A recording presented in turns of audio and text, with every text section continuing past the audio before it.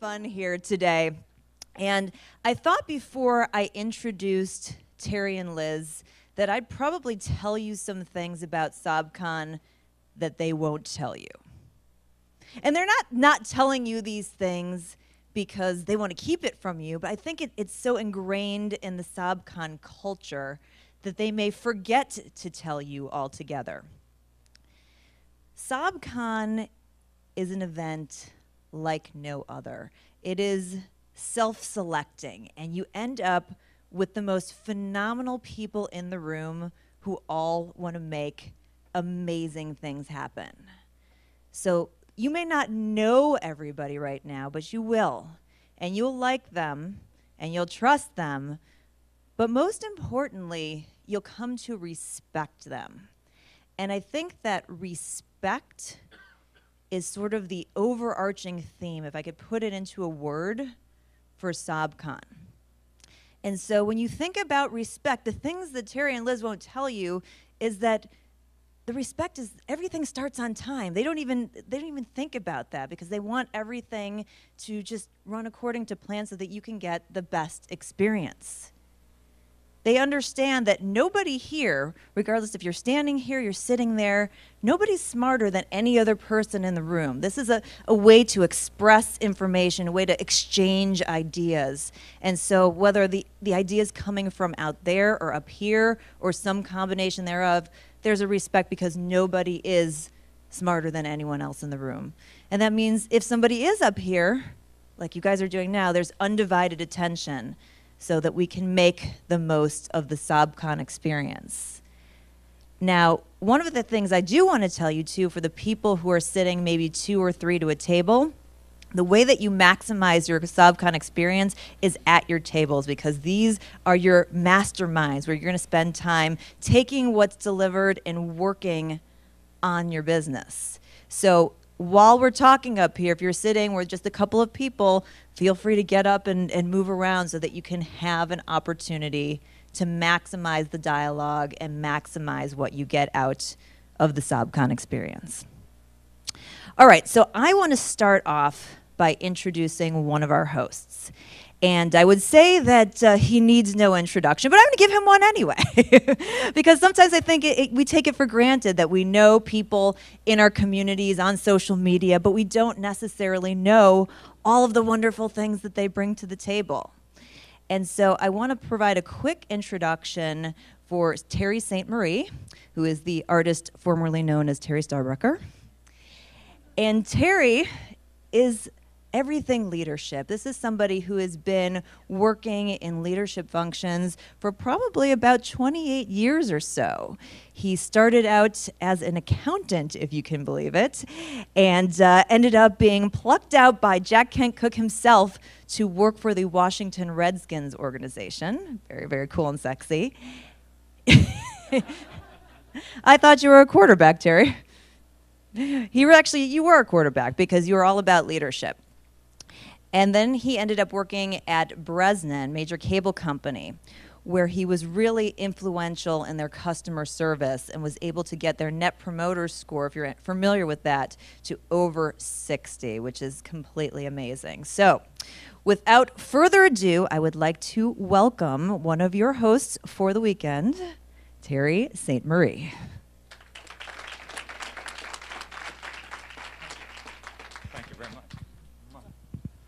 Well, hello. Am I in camera angle here? Okay, good. Gosh, here we are again. And first of all, it's great to finally get introduced by my real name. That's a SOBCon first. Thank you very much. I was sort of leading this double life for the longest time where I didn't know who to call myself after a while. It was like Starbucker, St. Marie, Starbucker. It's really nice to just be all of me for a change. So thank you, Carol, for that introduction. And welcome, everybody, to SOBCon Northwest. You know, a lot of people, I've been blessed to have been able to spend, I just moved to Portland last November. And it was pretty plain to us that if when we were talking about having another SOBCon, that the conversation quickly turned to Portland, and then beyond that was this whole issue of profit meets purpose. And what I found in getting out of the corporate world and then trying to jump into, admittedly, sort of this brand new sort of entrepreneurial thing. How many entrepreneurs are in the room? Okay, I'm on your team now, and it's hard. I'm just telling you. You know, it was pretty nice being in that cushy corporate world and stuff, but you know what? It was invigorating. And what I found here was a spirit that was very similar to what we had really tried to nurture, as Carol was pointing out, with SOBCon. SOBCon started up 4 years ago in Chicago. I've told many of you the story, so I'm not going to, I think you probably all know it, but the point of it is that there was something in the room that, in fact, I was even feeling it yesterday at the reception on Thursday, last night, that is just so typical of I don't know how it happens, but it happens. It's this atmosphere of let's call it trust. I think you mentioned trust. And openness, and a willingness to, okay, you've got your business persona, you know, you've got your everyday persona, but you want to come into this room and you want to participate, and you want to share, and you want to think, and you want to listen very carefully to what people are saying and intently, and respect what they're saying, and then give it right back to them, because that's what we're here to do. And it really, and then we've notched it up by talking about this whole concept of purpose. I was just mentioning it to Liz this morning about, and you'll hear that theme throughout these next couple of days about purpose and merging profit and purpose. You know, I had this, and I put this up on my blog yesterday because I felt so strongly about it. I was walking outside the post office yesterday, or the other day actually, and I looked at all the banks of newspapers that were out there. USA Today, New York Times. Wow. I wouldn't do that every day, at least these days, right? Because there was all this news about unemployment, poverty levels, all these sort of things that were, you know, ordinarily just like, wow, you know, I don't even want to look at it. But that's not the approach that we ought to be taking. There's a lot of good we can do in this world, and I know that's sort of a nice, high-valued, trite thing to say, but I think this is the time, this is the place for us, and I put this on my blog. I made this commitment today to say I think leadership is got to be bound to a higher purpose. It's got to be bound to a cause or causes that are greater than ourselves. And of course, our business and the businesses that we do are certainly tied up in that. You know, a successful business, to make yourselves, your investors, your employees, everybody that's a part of that happy and fulfilled, that's a purpose. That's a great thing, because that's doing a great thing for yourself, for the people around you. You're making a difference. But what if we could add to that? What if? What if we could add a little bit more of a measure to that? Take that profit and take it up another notch with another purpose, to do good and do good. And do good. And so we're here today, and I know a lot of folks have talked about how this works.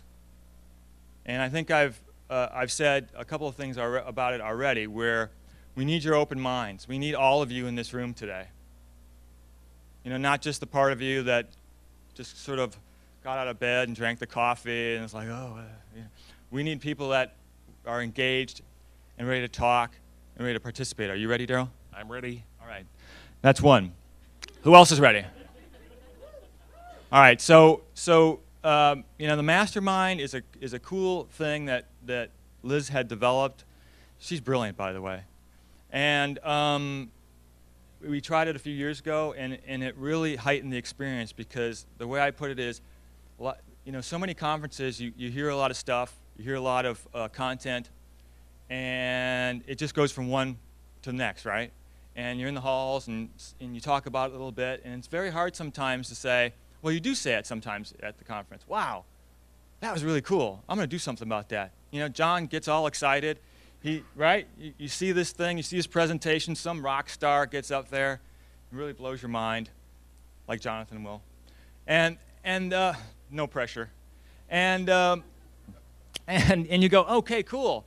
Now, what am I going to do about that, right? So you put it on a notepad, and then about 2 weeks later, you lift that notepad and you go, oh, I got other things to do. The world's going this way. I can't deal with that.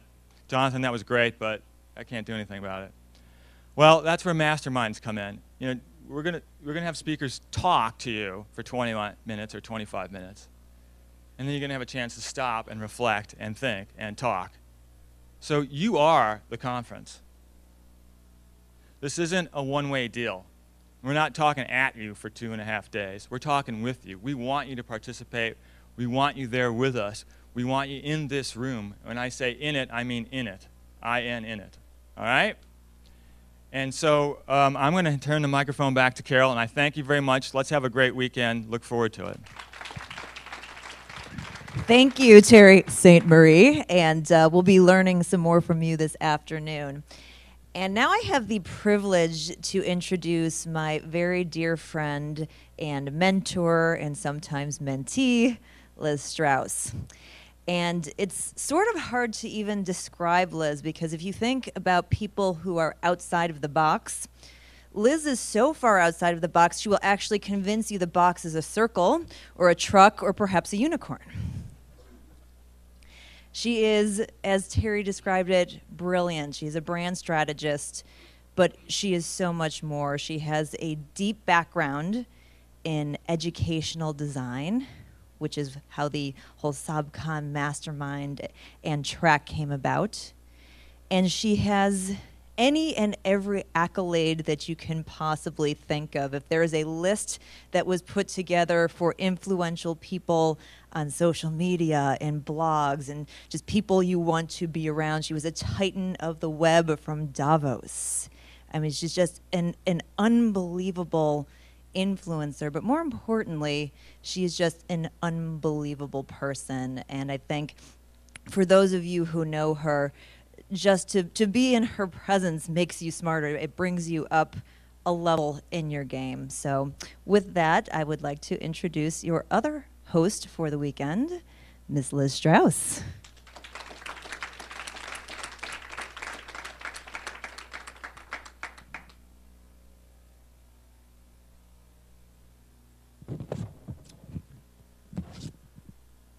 I'm unbelievable, but I want you to believe me, okay?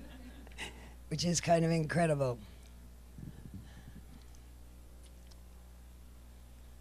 I've been thinking, I do a lot of thinking about thinking, and then I do some thinking about not thinking.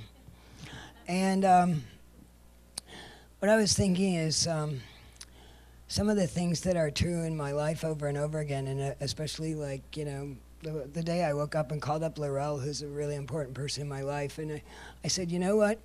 I've been like helping people with their strategy and this, that, and the other, and I finally woke up this morning and realized, holy expletive, I don't have a strategy. Oops. So, you know, that's when I sort of sat down and figured out what strategy is, and strategy is mission. You have to have a vision, and then you have to have a mission, and then you have to like be able to understand your position. You have to know the conditions and climate and everything that goes around it. You have to be able to make command decisions.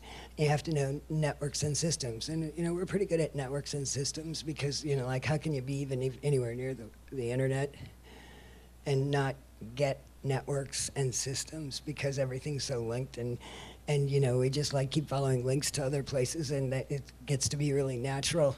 And if you come to SOBCon more than once, the word decision, like decide, homicide, suicide, they all come from the same root. You kill off all other options. You'll hear that a lot because it's one of my favorite things to say. But the thing that we don't understand is how every one of us, strategy is all about finding opportunities. a practical plan to leverage the opportunities that are put in front of you. And that even if your vision, and your vision is what you put out there on the horizon, even if your vision is exactly the same for you as mine is for me, the opportunities that come are different for you than they are for me, because you're in a different position. You may be at the top of the mountain, and I may be at the bottom of the mountain. You may be big and I may be small. You may be a big picture thinker and I may be a little picture thinker, and I may be talking about, you may be looking at the elephant in the room and I may be out in the other room painting the ceiling. Who knows? Opportunities are unique to you, and every change condition, every change, whether it's a cycle or trend, whether it's the economy tanking, every change, whether you get a new boss, offers opportunity, because it's the law of opposites. Carol's my yin to my yang. I think that's how it works. Or I'm her yang to her yin, whatever. Which was just the same thing, and I know that. But the idea of opposites is how balance happens in the world. So I can tell you a couple of things about SOBCon, and then we'll do door number 1, door number 2, or door number 3. Nothing in your life can prepare you for what you're going to do with your life except everything in your life. Nothing in your life can prepare you for this except everything in your life. So use it all. It's all good. It's all experience. You're not going to get where you're going if you don't know where you're going. So just decide. Decide homicide, suicide. Kill off all other options. If fear is the only thing that is stopping you, then do it.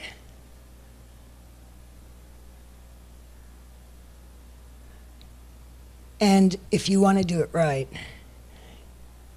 you find that vision and you have a real mission. And the mission is the higher purpose that attracts other people to want to go there with you. Because a leader is someone who wants to build something that he or she cannot build alone. So, door number 1, door number 2, door number 3, or the box before which Carol Merrill is standing. Which one? Quick. I knew it. You want the story of the 27 surrogate parents. It's the one that'll work. When I was in college, I used to tell everyone that my father, that I had 27 surrogate parents, because in my father's saloon, there were these 27 people that everything we did, I was the only girl and the baby of the family. So every dance recital, every birthday, everything, my father would buy 27 tickets and invite these 27 people to come. So I was 3 years old wearing a tutu doing jump, wiggle, wiggle. And I can still do it. Because that's what wiggle is when you're 3. And there would be 27 people besides my dad in the audience. And then we would get dressed, change my clothes, and my dad would meet them all back at the saloon. And my brothers and my dad and my mom and I would all go down the street to the steakhouse. Because the restaurant which served steak was really good at marketing, and they called it what it is, the steakhouse.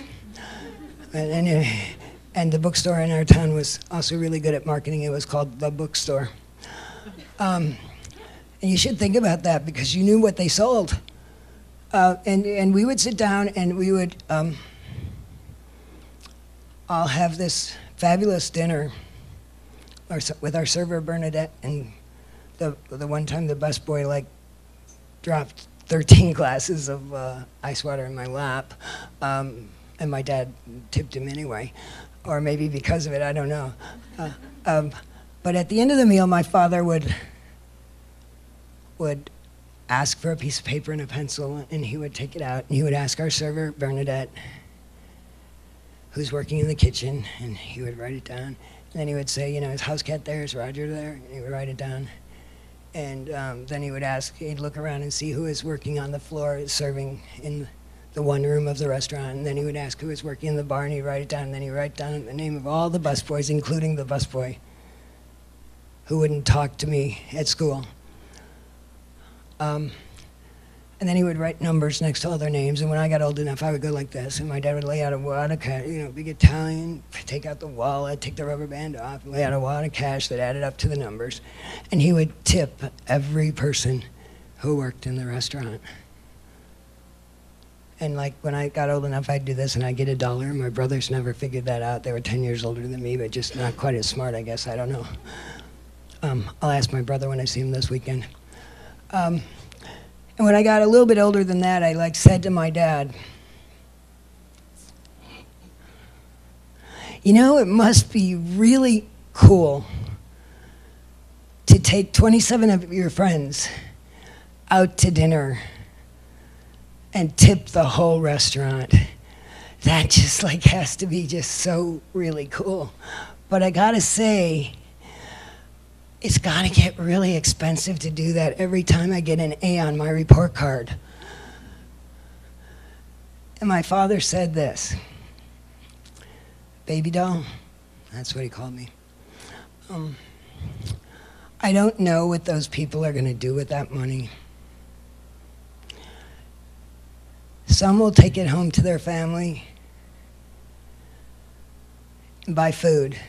Some will spend it foolishly.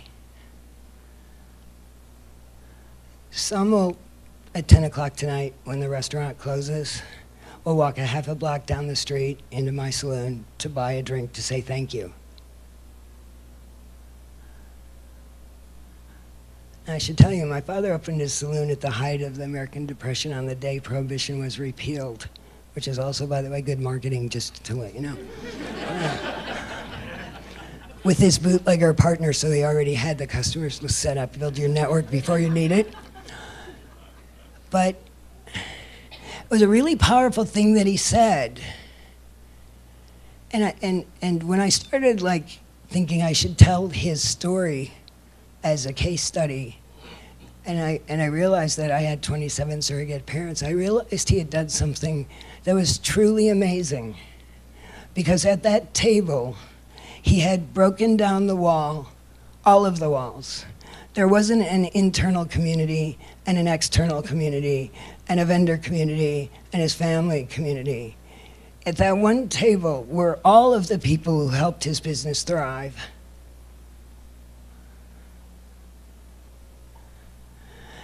And when he finished saying to me at 10 o'clock tonight, some of those people come down to the saloon and buy a drink to say thank you, he said, it doesn't matter what they do.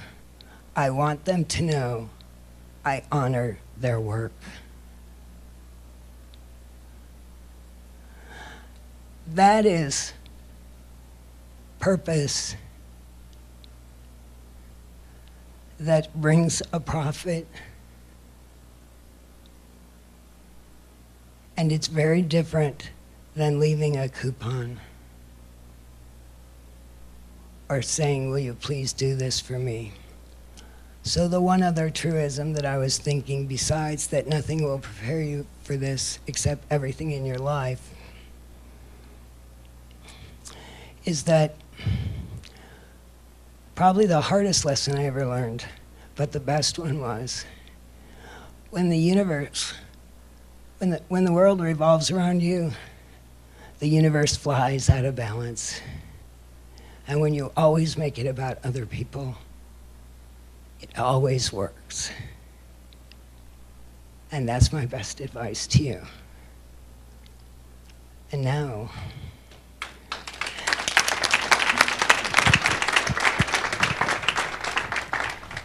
and there's no place in the world that this event, based on profit meets purpose, belongs than Portland. I mean, come on. You inspired it. It is for you. This is not the Chicago event being done in Portland. This is the Portland event being done in Portland.